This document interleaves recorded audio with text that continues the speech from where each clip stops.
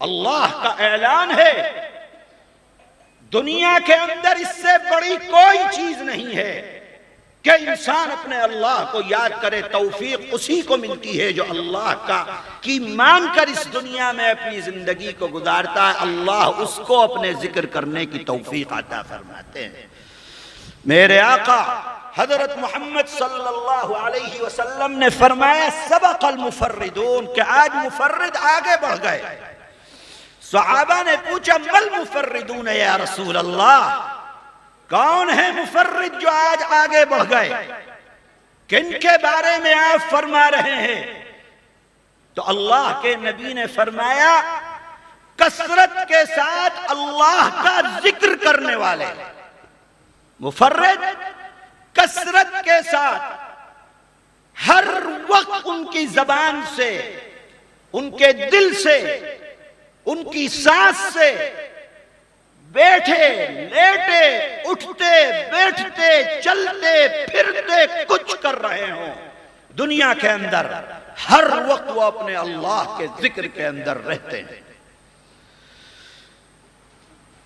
فرماتے ہیں کون ہے مفرد؟ یأتون یوم القیامت خفافا، قیامت کے دن آئیں گے اور بہت ہلکے پھلکے ہوں گے،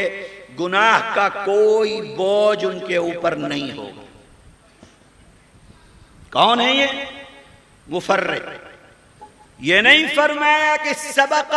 آگے بڑھ گئے آج ذکر کرنے والے،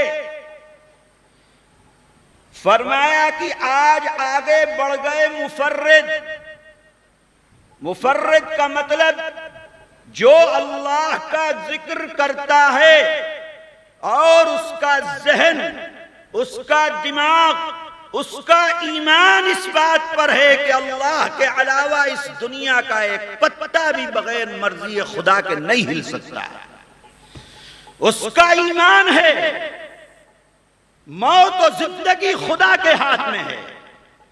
اس کا ایمان ہے کہ ساری دنیا مل کر بھی اگر مجھے تکلیف دینی چاہے اور خدا نہ چاہے تو ساری دنیا مل کر بھی تکلیف نہیں دے سکتی ہے، اس کا ایمان ہے کہ ساری دنیا مل کر بھی اگر مجھ کو کچھ بھلائی دینا چاہے اور اللہ نہ چاہے تو ساری دنیا مل کر بھی کوئی بھلا نہیں کر سکتی ہے، اس کا ایمان ہے کہ بگڑی کو بنانے والی ذات اللہ کی ہے،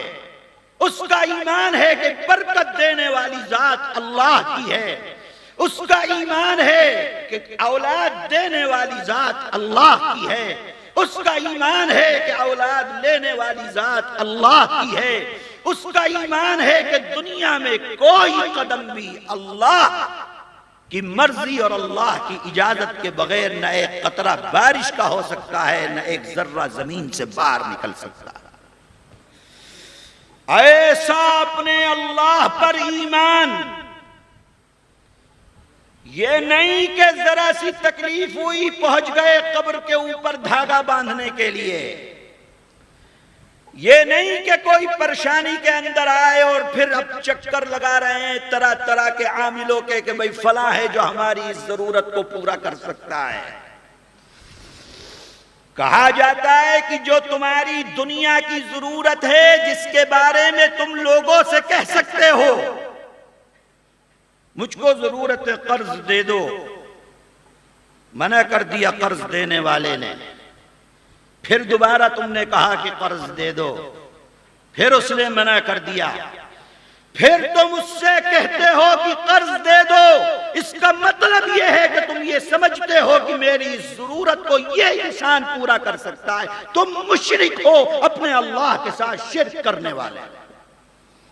کون انسان کس کی ضرورت کو پورا کر سکتا ہے؟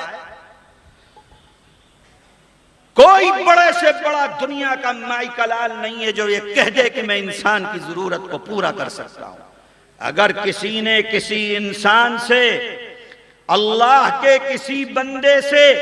یہ امید لگا کے بیٹھا ہوا ہے کہ میری اس ضرورت کو یہ پورا کر دے گا، یہ حاجی صاحب میں پورا کر دیں گے، یہ بزنس والے ہیں یہ پورا کر دیں گے، یہ میرا بھائی دبئی میں اور امریکہ میں کماتا ہے، یہ دنیا کی ضرورت ہے، انسان کہہ سکتا ہے، اجازت ہے کہنے کی، 1 مرتبہ کہا، 2 مرتبہ کہا، پھر اگر تم یہ سمجھتے ہو کہ یہ پورا کر رہا ہے پھر اس سے کہتے ہو اللہ کے ساتھ شرک کرنے والے ہو۔ اللہ کو کسی طریقے سے بھی شرک پسند نہیں ہے میرے بھائی۔ بالکل اپنے ذہن، اپنا دماغ، اپنا ایمان جب اس طریقے سے تم بنا لو کہ اللہ کے علاوہ نماز پڑھتے ہو، مسجد کے اندر نماز پڑھ رہے ہیں تو مریدین ہیں، دیکھنے والے تو لمبے لمبے سجدے ہو رہے ہیں، اور جب کمرے میں اپنے گھر میں نماز پڑھتا ہے تو جلدی جلدی پڑھتا ہے۔ اس کا مطلب یہ ہے کہ یہ نماز اللہ کی نہیں ہے، یہ مسجد میں جو نماز پڑھ رہا ہے یہ لوگوں کو دکھانے کے لیے نماز، اللہ کو ایسی نماز کی کوئی ضرورت نہیں۔ میرے بھائیو، اللہ کو تمہارے اس عبادت کی ضرورت ہے۔ اللہ کو ضرورت تو کسی چیز کی نہیں ہے، لیکن اللہ اپنے بندوں کی وہ عبادت چاہتے ہیں جو صرف اللہ کے لیے ہو، جس کا مقصد صرف اللہ ہو، جو صرف اللہ کے لیے کی جائے، جو سجدہ اللہ کے لیے ہو، جو پیسہ اللہ کے لیے دیا جائے، جو نماز اور روزہ جو انسان کرتا ہے اگر صرف اللہ کے لیے ہے، اور عمرے کو جا رہا ہے ہر مہینے، ہر 2 مہینے، ہر 3 مہینے، اور اس کے بعد ذہن کے اندر یہ بات ہے کہ لوگ یہ کہیں گے کہ بھئی بڑا اللہ والا ہے، اس کا تو عمرہ ہر مہینے مدینے اور مکے کے لیے جاتا ہے۔ اللہ کو تمہارے ایسے عمروں کی، ایسی نماز کی، ایسی عبادت، ایسے ذکر کی اللہ کو کوئی ضرورت نہیں۔ سبق المفردون، مفرد آج آگے بڑھ گئے، مطلب جس کی عبادت صرف اللہ کے لیے، ذکر صرف اللہ کے لیے، نام صرف اللہ کی محبت کے اندر، کوئی اس کے اندر دنیا کا شائبہ نہیں ہے۔ اگر انسان ایسی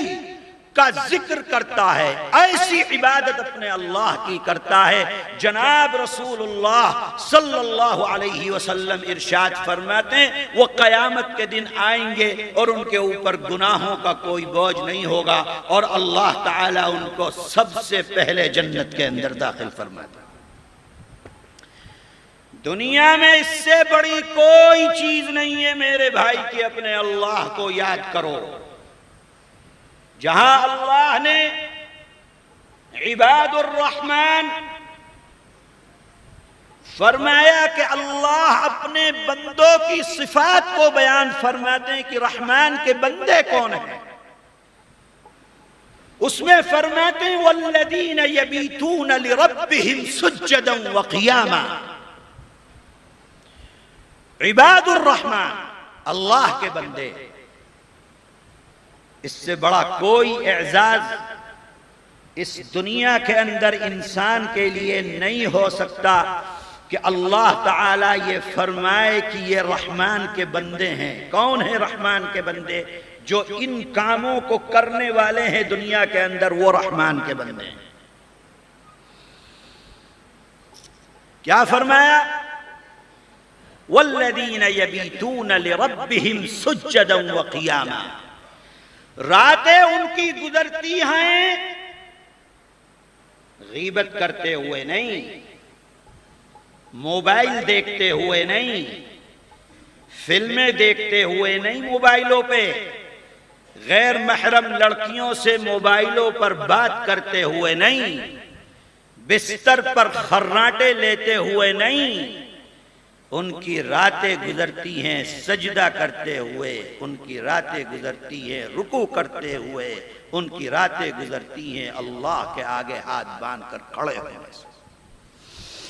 جیسا کہ جناب رسول اللہ صلی اللہ علیہ وسلم کے بارے میں اما عائشہ صدیقہ رضی اللہ تعالی عنہا فرماتی ہیں کہ دن بھر کے کام سے تھک کر گھر تشریف لاتے، اور گھر تشریف لانے کے بعد نیت باندھ کر کھڑے ہو جاتے، اور کس طریقے پر؟ پہلی رکعت ہے سورہ فاتحہ پڑھی ہے اللہ کے نبی نے، اور سورہ فاتحہ پڑھ کر ایک رکعت میں پوری سورہ بقرہ اللہ کا نبی تلاوت فرما رہا ہے، دوسری رکعت دوسری سورت، تیسری رکعت تیسری سورت، چوتھی رکعت چوتھی سورت، 7 سپارے 8 سپارے کی تلاوت اللہ کے نبی کب؟ جب سارا دن تھک کے، سارے معاملات نمٹا کے، اللہ کا نبی ہے، ساری دنیا کے معاملات کا بوجھ نبی کے اوپر ہے، ان تمام سے فارغ ہو کر اب آرام کے لیے گھر تشریف لائے ہیں، تو اب آرام کیا ہے؟ نیت باندھ کر اپنے اللہ کے سامنے پھر کھڑے ہو۔ وہ کون لوگ ہیں؟ قرآن کہتا ہے کہ یہ عباد الرحمن جو یہ کام کرے گا، یبیتون لربہم سجدا وقیاما، رات کو بستر کے اوپر نہیں رہتے، تھوڑی دیر آرام کرتے ہیں، تھوڑی دیر اس لیے آرام کرتے ہیں تاکہ طاقت پیدا ہو جائے جسم کے اندر، وہ طاقت پیدا ہوتی ہے، پھر کھڑے ہو جاتے ہیں، پھر اپنے اللہ کا ذکر کرتے ہیں، اپنے اللہ کا نام لیتے ہیں، اپنے اللہ کو تنہائیوں میں بیٹھ کر یاد کرتے ہیں۔